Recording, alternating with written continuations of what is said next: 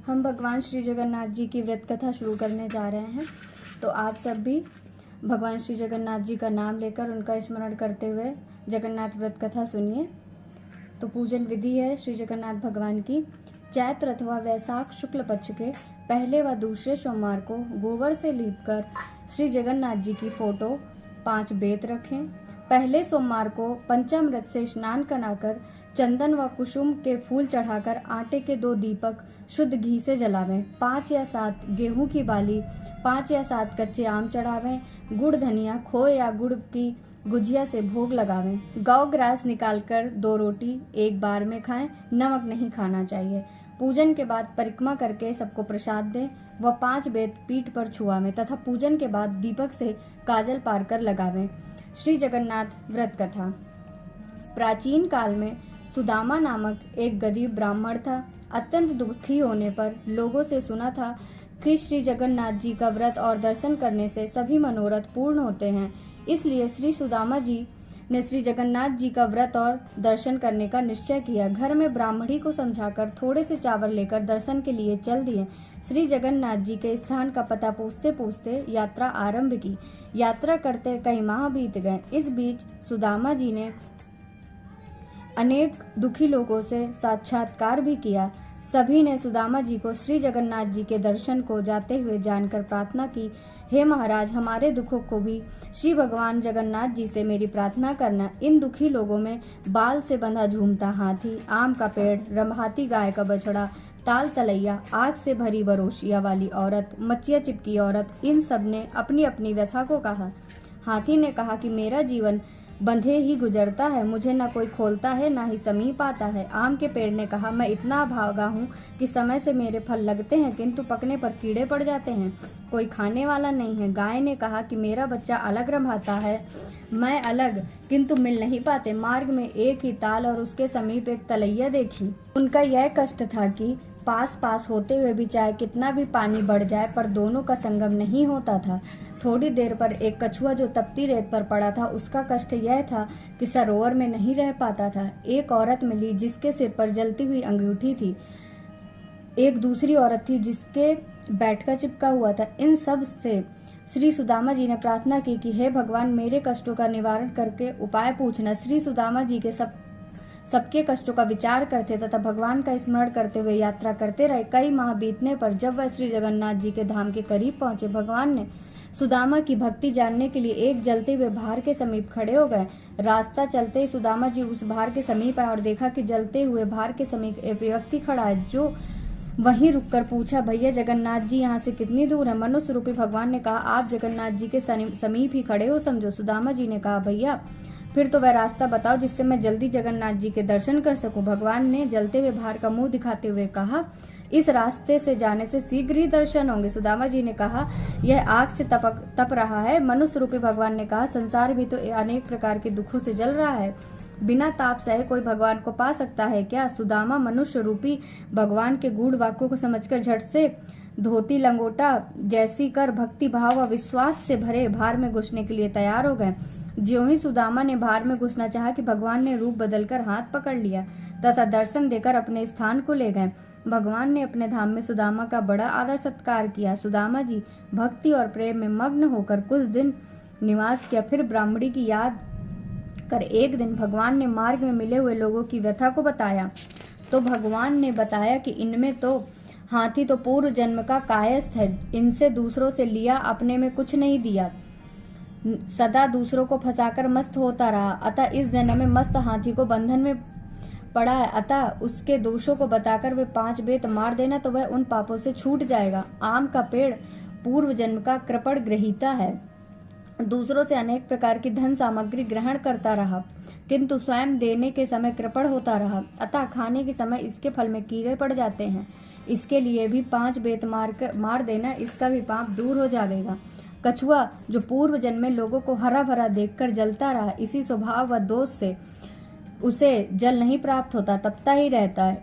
इसके भी 5 बेत मार कर जल में छोड़ देना, सुखी हो जाएगा। गाय पूर्व जन्म की टोहनी है, वह माँ की गोद से बच्चों को अलग करती है, अतः इसका बच्चा अलग रमाता रहता है। इसके भी 5 बेत मार कर गाय बछड़ा एक पास कर देना। ताल तलैया जो पूर्व जन्म की देवरानी जेठानी है जो एक दूसरे को वापस लिया दिया नहीं, अतः इसी से मिलन नहीं होता, उमड़ गुमड़ कर रह जाती है। 5 बेत मारकर 5 चुल्लू पानी एक दूसरे में डाल देना मेल हो जाएगा। जलती अंगीठी सिर पर रखने वाली स्त्री जो पूर्व जन्म में रोटी बनाई किंतु वह तवा चूल्हे के सिर पर जलती ही रहने दिया, उतारा नहीं, अतः उसके सिर पर तपता रहा। 5 बेत मारकर उसके सिर से अंगीठी अलग कर देना। मचिया वाली औरत पूर्व जन्म में बहू होकर सास ससुर जेठ आदि के सामने खाट पर चढ़ी बैठी रही, उतरी नहीं, इसी से मचिया चिपकी रहती है। 5 बेत मारकर मचिया अलग कर देना। इसी तरह सभी के दुखों का निवारण पूछकर सुदामा जी ने श्री भगवान से विदा मांगी। लौटते समय सुदामा जी ने सोचा कि बड़ी बेटी से भी मिलता चलूं, सो उसकी ससुराल पहुंचे। इसी बीच जगन्नाथ जी के व्रत का सोमवार पड़ा, सो बड़ी बेटी ने थोड़ी गुझिया बनाने को कहा तो उसने धन के घमंड से भरी बोली, यहाँ ये ढकोसले आदि नहीं होते, भगवान कहाँ है, ये सब बेकार का दिखावा है, दूसरी जगह जाकर करो। यह सुनकर सुदामा जी दुखी हुए, बड़ी बेटी के घर से छोटी बेटी के घर चल दिए। रास्ते में एक खेत पड़ा, सो छोटी बेटी गरीबी का विचार कर सोचा कि किसान से 5 बाली मांग लूं। ऐसा निश्चय कर किसान से 5 बाली मांगते हुए बोले, भगवान का व्रत करूंगा। किसान अहंकार से भरकर बोला, आग लगे तुम्हारे भगवान को, जिसे देखो बस भगवान के नाम पर मांगता चला आता है। सुदामा जी दुखी होकर मुड़े ही थे कि खेत में आग लग गई। तब तो किसान दौड़कर सुदामा जी के पैरों पर आ पड़ा और माफी मांगने लग गया। सुदामा जी ने कहा, भैया मैंने कुछ नहीं दिया, तूने भगवान को आग लगाया और भगवान ने तेरे खेत को आग लगा दी। किसान ने प्रार्थना करते हुए कहा कि अब कभी ऐसी गलती नहीं करूंगा। ऐसा कह गेहूं की बाली लाकर अड़पड़ की।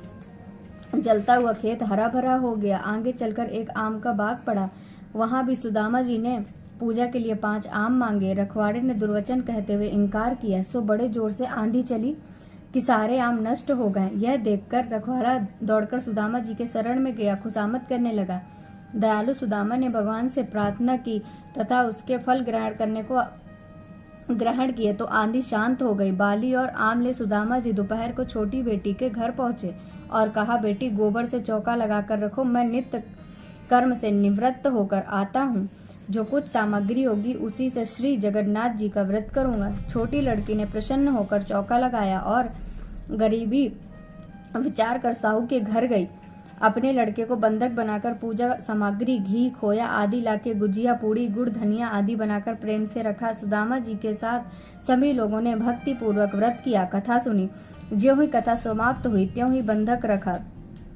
लड़का भी प्रसाद लेने आ गया। छोटी लड़की ने बेटे को देखकर नाराज होते हुए कहा, तूने कि तुझे तो बनिया के पास छोड़ आई थी, तू यहाँ कैसे आ गए? बेटे ने कहा कि आप ही ने तो बुलाया, अभी अभी एक बूढ़े बाबा गए और बनिया के सब पैसे दे दिए और कहा तेरी माँ ने तुझे बुलाया, सो मैं चला आया। सुदामा जी छोटी लड़की बड़ी प्रसन्न हुई। इधर सुदामा जी घर पहुंचे तो देखा कुटिया की जगह महल खड़ा, सभी ऐश्वर्य नौकर चाकर वाहन आदि उपस्थित है। ब्राह्मणी जो सब गरीबी से मुरझाई बूढ़ी सी दिखती थी, वह सोने के आभूषणों से लदी चमकता चेहरा लिए जवान सी दिख रही थी। सुदामा जी प्रसन्न हो मन में निश्चय किया कि जगन्नाथ जी की कृपा से मुझे यह सब प्राप्त हुआ है। उनके नाम से एक भंडारा होना चाहिए जिससे दूर देश तक कोई भूखा न रहे। ऐसा सोचकर चारों ओर हर कार्य दौड़ाए, निमंत्रण भेज इष्ट मित्रों को बुलाया। श्री जगन्नाथ जी का पूजन कर भंडारा शुरू ही किया था कि सुदामा ने सुना कि एक औरत रोती हुई आ रही है। दौड़कर सुदामा जी ने देखा कि बड़ी बेटी रोती हुई आ रही है। सुदामा जी ने पूछा, बेटी क्यों रो रही हो? बड़ी लड़की ने कहा, पिताजी जब से आप हमारे यहाँ से गए हो पता नहीं किसका कोप हुआ है कि सब कुछ धन संपत्ति नष्ट हो गई, मैं बड़ी दुखी हूँ। सुदामा जी ने ढाढ़स बधाया और प्रेम से भोजन परोसा, किंतु पत्तल पर गिरते सभी व्यंजन रोटियां कोचियां के रूप में देख आश्चर्यचकित थे। सुदामा जी ये देखकर दुखी हो भगवान से प्रार्थना की तो आकाशवाणी हुई, तुम्हारी बेटी ने हमारे व्रत का अनादर किया तथा प्रसाद बनाने में दुखी हुई, अतः इसकी सारी संपत्ति नष्ट हुई तथा भोजन में रोटियां कोचियां रह गईं। श्री सुदामा जी ने प्रार्थना की कि भगवान आपके भंडार में तो इसे भरपेट भोजन मिलना ही चाहिए। सुदामा जी के आग्रह पर भगवान ने कहा कि मेरे शीत इसके पत्तल में छोड़ दो, इससे भरपेट भोजन प्राप्त होगा, किंतु मेरा व्रत करने से ही इसके दुख दूर होंगे। लड़की ने सुना तो उसी दिन से भगवान श्री जगन्नाथ जी का व्रत करने लगे। व्रत के प्रभाव से सुखी हुई। जगन्नाथ जी का व्रत संसार में जो प्राणी करेगा वह संसार के सभी दुखों का भोग धनवान होगा। जैसा कथा में वर्णित लोगों के दिन बहुरे हैं, ऐसे ही सबके दिन बहुरेंगे। जगन्नाथ जी की कृपा से दरिद्री को धन, निपुतों को संतान की प्राप्ति होगी। संसार में ऐसा क्या है जो संसार के स्वामी अर्थात जगन्नाथ न दे सके? वे सब कुछ दे सकते हैं।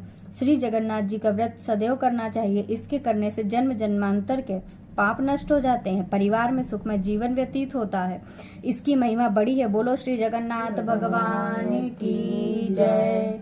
अब हम श्री भगवान जगन्नाथ जी का भजन गाएंगे, तो आप सब भी भजन का आनंद उठाइए।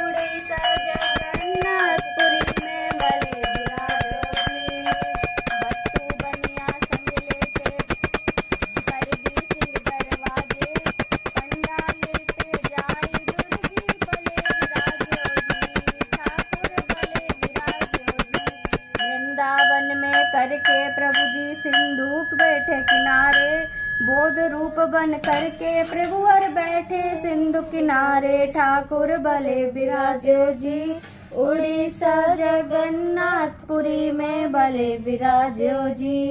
नीता चक्र पे ध्वजा विराजे मस्तक सोहे हीरा, ठाकुर आंगे दासी नाचे नाचे दास कबीरा। ठाकुर भले विराजो जी उड़ीसा जगन्नाथपुरी में भले विराजो जी। बोलिए श्री जगन्नाथ भगवान की जय।